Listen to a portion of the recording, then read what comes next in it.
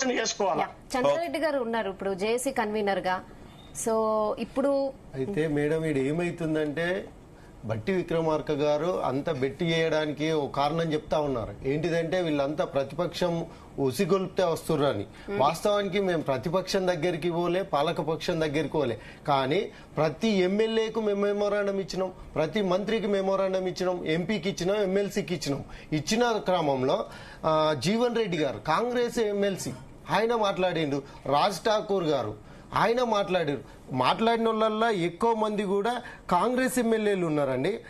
వంశీకృష్ణ గారు గాని అదేవిధంగా పాజిటివ్ గా మాట్లాడారు. అదేవిధంగా ప్రతిపక్ష నాయకులు కూడా మాట్లాడారు. మేడం అనుబంధంగా కాంగ్రెస్ పార్టీ అనుబంధంగా ఎవరైతే ఉన్నారో సిపిఐ ఎమ్మెల్యే కున్నంనేని సాంబశివరావు గారు మాట్లాడారు. అదేవిధంగా కోదండరాం గారు మాట్లాడారు.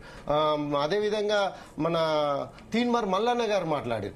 ఎందుకు అంటే జెన్యున్ గా ఫీల్డ్ లో జరుగుతున్నటువంటి కార్మికుల కష్టాలు వీళ్ళు చూసిరు కాబట్టి మాట్లాడుతారు. మేడం ఇప్పుడు ఒక గ్రేడ్ 4 ఉద్యోగి గాని ఒక ఎంప్లాయీ చనిపోగానే గ్రేడ్ 4 ఇచ్చేస్తారు. దీనివల్ల నష్టం జరుగుతుంది. మేడం ఇంకొక విషయం కూడా చూడొచ్చు మేడం. మనం ఇక్కడ ఏమైతుందంటే ఆర్థిక భారం అంటారు. ఆర్థిక భారమే లేకుండా ఇప్పుడు ఇన్వాల్వ్ చేయొచ్చు. ఒక ఎంప్లాయీ ఒక రెగ్యులర్ ఎంప్లాయీకి పడేదానికంటే ఎక్కువ మంది ఇక్కడ వర్క్ చేస్తారు. ఆ వర్క్ కు తగ్గట్టుగా సమాన పనికి సమాన వేతనం ఇవ్వాలని సుప్రీంకోర్టు చెప్పింది. అదే విధంగా చూసుకుంటే నేచర్ ఆఫ్ వర్క్ అంటే శాశ్వత పని ప్రదేశంలో contract employees, outsourcing employees పెట్టొద్దని చట్టాలు చెప్తా ఉన్నాయి. ఇది ప్రభుత్వ రంగ సంస్థ. ఇప్పుడు మాకు చర్చలకు పొమ్మని పవర్ జేఏసీ ఎంప్లాయీస్ చెప్తే ఎనర్జీ సెక్రటరీ దగ్గరికి పోయినాం మేడం.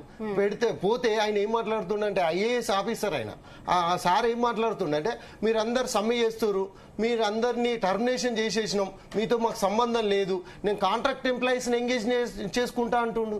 అంటే ఒక ప్రభుత్వం ఉంది ఇక్కడ, మేము ఎంప్లాయీస్ గా ఉన్నాము.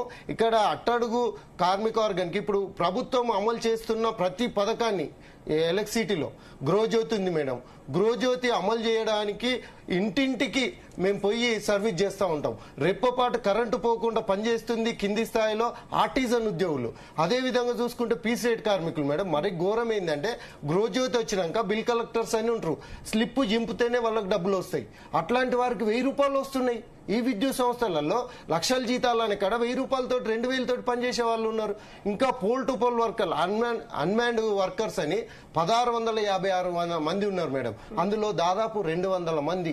ఘోరం. అవి చూస్తే కాళ్ళు తెగిపోయి మండుతా ఉంటాయి మేడం. మనకు అందులో కూడా వచ్చినాయి, చాలా సందర్భాలలో మీడియాలో వచ్చినాయి. కాళ్ళు మండుతుంటాయి, అక్కడనే పోల్ పైన మండిపోతా ఉంటారు. ఇట్లాంటి కార్మికులంతా కూడా ఈ ఆర్టిజన్ కార్మికులు, అన్మాన్డ్ కార్మికులు, పీసీఐ కార్మికులే మేడం. మరి ప్రభుత్వం ఈ రకంగా ఆలోచించాలి కదా.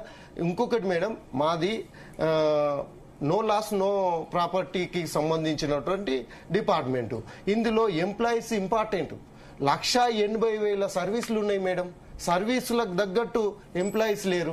అదేవిధంగా చూసుకుంటే ఎన్పీటీసీలో మేడం 4+1 చేయాలి. ఒక సబ్ స్టేషన్ లో 4+1 అంటే 5 చేయాలి. 2 చేస్తారు మేడం.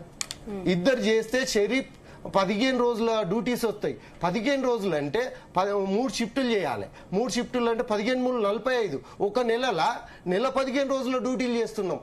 ఒక కార్మికుడు మేడం మరి దారుణము. ఒక్కడే ఉన్నాడు సబ్ స్టేషన్ కు. రెగ్యులర్ ఎంప్లాయీస్ అప్పుడప్పుడు వస్తుంటారు. వాళ్ళ చిన్నమ్మ చనిపోతే దహన సంస్కారాలకు ఇడిచిపెట్టలే. మేము లీడర్స్ గా పోతే ఏడ్చిండు ఆ కార్మికుడు. భూపాలపల్లిలో ఒక కార్మికుడు ఉన్నాడు, 2 కార్మికులు ఉన్నారు. ఇంత కష్టపడి 3 4 5 చేసే పని 1 చేస్తారు, 2 చేస్తారు. అయినా మాకు ఓటీ ఉండదు, లీవ్స్ ఉండయి, ఏంది ఎలాంటి బెనిఫిట్స్ లేదు మేడం. ఇప్పుడు వాళ్ళైతే మీకు అపాయింట్మెంట్ ఇవ్వట్లేదు, కలిసే సిచ్యువేషన్ లేదంటున్నారు. ఏంటి మరి మీ కార్యాచరణ ఎట్లా ఉంటుంది మేడం? మేము సంవత్సరం అర్థం అవుతుంది దాదాపు ప్రభుత్వానికి రిప్రజెంటేషన్ ఇవ్వబట్టి. 18 నెలల్లో మేము 3 సార్లు రిప్రజెంటేషన్ బట్టి విక్రమార్కకి ఇచ్చినాం. రేవంత్ రెడ్డి గారికి టైం అడిగితే ఇస్తలేరు.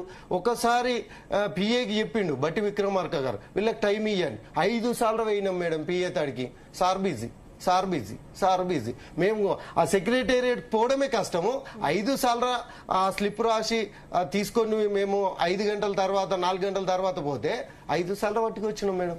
మరి ఎప్పుడు ఇస్తారు? ఎవరు చర్చ చేస్తారు? కాల్ అప్ చేసుకొని రమ్మంటారు. కాల్ అప్ ఇప్పుడు మేము దాదాపు 2016 నుంచి ప్రతి ఆ గవర్నమెంట్ ఈ గవర్నమెంట్ అందరిని అడుగుతున్నాం, ఎవరు చేయలేరు. కాబట్టి తప్పనిసరిలో 18 నెలల పోరాటంలో మేము సమ్మెకి వెళ్ళినాం. స్వచ్ఛందంగా మా కష్టానికి ప్రతిఫలం రావాలని 95% కార్మికులు వచ్చారు మేడం. ఎమ్మెల్యేలు, అధికార పార్టీ ఎమ్మెల్యేలు భయభ్రాంతులకు గురి చేసి భూపాలపల్లిలో మేము ఉద్యోగం తీసేస్తాం, మీకు ఏది ఇయ్యమని బెదిరించి మా సభ్యులను బలవంతంగా డ్యూటీలకు ఎక్కిస్తారు. ఇంటికి పోయి తంబేపిస్తారు మేడం. ఏంది టర్మినేషన్ నోటీసు ఇంటికి పోయి రాత్రి 3 గంటలకు డోర్ కతికేస్తా ఉన్నారు. అక్కడ ఉన్నటువంటి వాళ్ళ ఇంటి సభ్యులు ఎవరన్నా పెద్ద మనుషులు ఉంటే హార్ట్ అటాక్ ఉంటే చనిపోతారు కదా. సమస్యలు వినకపోగా నుంచి అపాయింట్మెంట్ రాకపోగా బెదిరింపులు టెర్మినేట్ చేస్తారని